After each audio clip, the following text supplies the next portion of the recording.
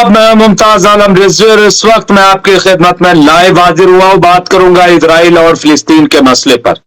जी हां, cease fire हो गया, कल से लागू भी हो जाएगा जैसा कि खबरें। और सीज फायर के बाद जब अनाउंस हुआ तो जैसे लगा कि सब कुछ ठीक है, लेकिन यह देखने में आया कि बार बार इसराइल जो है वो अटैक कर रहा है, बार बार गजा को निशाना बना रहा है।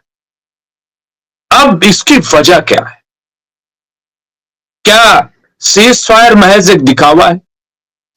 सीज फायर क्या एग्जिस्ट करेगा? बहुत तरह के सवाल हैं। और यही नहीं, बल्कि जब इसराइल नहीं रुका तो फिर यमन भी नहीं रुका। यमन ने भी जवाबी कार्रवाई की। आज ईरान में एक बड़ा हादसा हो गया।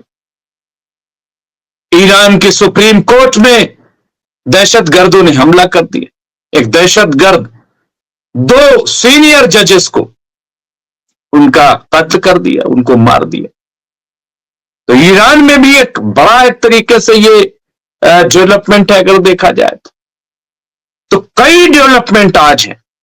और हमास ने भी आज बहुत बड़ा चैलेंज कर दिया। क्या करे? उसने कहा कि जिंदा बंधकों को ले जाना चाहते हो कि मुर्दा, ये बता दो, क्या चाहते क्या हो? ये जुमला, ये बात बहुत बड़ी है कि ये बात जो कही। और इसके अलावा और जो चर्चा हो रही, इसके पीछे हमारे साथ ग्रुप कैप्टन देवनाथ जी अभी जुड़ गए हैं। बस मैं उन्हें उस स्क्रीन पर ले आऊंगा, लेकिन उससे पहले इसके अलावा हमास के आगे झुका इजराइल, ये पूरी दुनिया कह रही, मीडिया लिख रही। क्या इससे बेचैनी? क्या इससे परेशानी है? और 735 हमास के कैदियों को छोड़ेगा इजराइल। हालांकि जो हेडिंगें चल रही वो ये कि 735 आतंकियों को करेगा रिहा। गजा में रविवार से होगा सीज फायर, कतर का ऐलान। अब ये आतंकवादी लफ्ज, खैर उनकी नजर में जाहिर है कि आतंकवादी ही होंगे। और ये जंगजू शोहदा, इस तरह से जो भी आप कह लीजिए, लड़ाके। लेकिन सबसे इंपॉर्टेंट जो चल रहा है वो ये कि क्या वाकई इजराइल ने घुटने टेके है? क्या ये? मैं इस पे आज बात करूंगा। इसके अलावा जो मैंने बताया आपको, इजराइल सोच ले, बंधकों को जिंदा चाहता है या मुर्दा। गजा में युद्ध विराम से पहले पीआईजे की धमकी और फिर तनाव बढ़ गया। देखिए, यहां पे इजराइल और हमास के बीच जंगबंदी पर इत्तेफाक बनने के बाद, इत्तेफाक काया होने के बाद, गजा में अक्टूबर 2023 यानी 7 अक्टूबर 2023 15 महीने से चल रही लड़ाई रुकने की उम्मीद बंधी है, अभी रुकी नहीं है। दोनों पक्षों में हुए समझौते के तहत लड़ाई रुकने के साथ ही इजरायली बंधकों और फिलिस्तीनी कैदियों की रिहाई भी होगी। यह समझौता 19 जनवरी रविवार से लागू होना है। समझौते के प्रभावी होने से ठीक पहले इजराइल ने गजा पट्टी में भीषण जबरदस्त हवाई हमले किए। 100 से ज्यादा लोग मारे गए। इस पर गजा में सक्रिय सशस्त्र गुट फिलिस्तीनी इस्लामिक जिहाद यानी पीआईजे ने नाराजगी जताते हुए इजराइल को फिर धमकी दी है। उसने कहा कि अगर इजराइल ने हमले किए तो हो सकता है उसके बंधक गजा से जिंदा वापस न लौट सके। इजरायली वेबसाइट यरूशलेम पोस्ट के मुताबिक पीआईजे की सैन्य शाखा अल-कुद्स ब्रिगेड के प्रवक्ता अबू हमजा ने शनिवार को एक बयान में कहा कि हमले जारी रहते हैं तो इजरायली बंधकों को रिहाई से पहले नुकसान हो सकता है। यानी आप क्यों बार बार हमले कर रहे हैं? क्यों बार बार? यहां उन्होंने कहा, हमजा ने इजरायली जनता से अपील की है कि वे अपनी सेना पर गजा में हमले रोकने का दबाव बनाएं। उन्होंने चेतावनी दी कि अगर हमले जारी रहे तो इजरायली बंधकों की जान को भी खतरा है।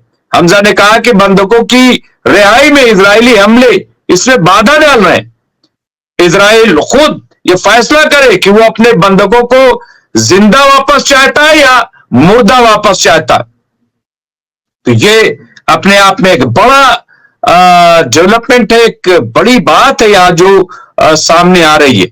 तो इस तरह से हम और बात करेंगे इस पे।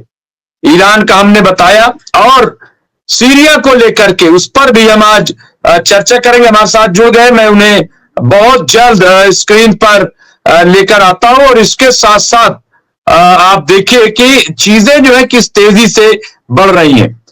अब यहाँ पे जो मुलाकात हुई है रूस और ईरान, उस पर भी हम चर्चा करेंगे कि क्या उसके मानी है हथियार डालो या फिर इराक की ईरान समर्थित लड़ाकों को दो टूक। ये भी खबर अपने आप में एक, इस तरह की खबरें कई डेवलपमेंट हैं जिन पर आज मैं चर्चा करूंगा। और खास तौर से ईरान और रूस के दरमियान जो मुआहदे हुए उनका मकसद क्या, ईरानी वजीर खारजा यानी विदेश मंत्री ने बताया है। मैं इस पर भी तमाम बात करूंगा। मैं स्क्रीन पर ले लेता हूं ग्रुप कैप्टन साहब को। और ग्रुप कैप्टन साहब, आपका बहुत बहुत खैर मकदम है, इस्तकबाल है। ग्रुप कैप्टन उत्तम कुमार देवनाथ जी जो वॉर एक्सपर्ट हैं और मिलिट्री एक्सपर्ट हैं और जियो पॉलिटिक्स में बड़ी कद्र की निगाह से, यानी बड़ी अहमियत के हामिल शख्सियत है हमारे उत्तम कुमार देवनाथ जी, और महारत रखते हैं उस पर जिस तरह की गुफ्तगू करते हैं। आप सब सुनते आए हैं, मैं कोई नई बात बताने नहीं जा रहा हूं। ईरान पे जो हमला हुआ इस पर भी हम चर्चा करेंगे। हमारे साथ एक और मेहमान जुड़ गए हैं। मैं इस्तकबाल करता हूं प्रोफेसर अरविंद सिंह तेजावत का। मैं इन्हें भी ये भी जो हमारे सीनियर पॉलिटिकल एनालिस्ट हैं, इसके अलावा जियो पॉलिटिक्स पर और मिडिल ईस्ट और इसके अलावा इंटरनेशनल भी अगर हम कहें तो उस पर इनकी बड़ी अच्छी नजर है। और ये तमाम एजेंसियों को खंगालते हैं, देखते हैं, चीजों को समझते हैं। और सबसे बड़ी चीज जो होती है, सिर्फ चीजों को पढ़ लेना और उसको बयान कर देना कोई बड़ी बात नहीं है, बल्कि जो प्रेडिक्ट करना और उस पे जो सवाल खड़े करना और उसके असरात पे बात करना, दरअसल ये इंपॉर्टेंट होता है। और वो आप देखें कि दोनों जो हमारे एक्सपर्ट हैं, और भी थोड़ी देर में फजील साहब भी जुड़ेंगे। कल फजील साहब और हम दोनों ने किया, और जाहिर है कि ये चल ही रहा था इधर। तो मैं सबसे पहले चाहूंगा कि कैप्टन साहब आप चाहे इत्मीनान से पी लीजिए, कोई बात नहीं।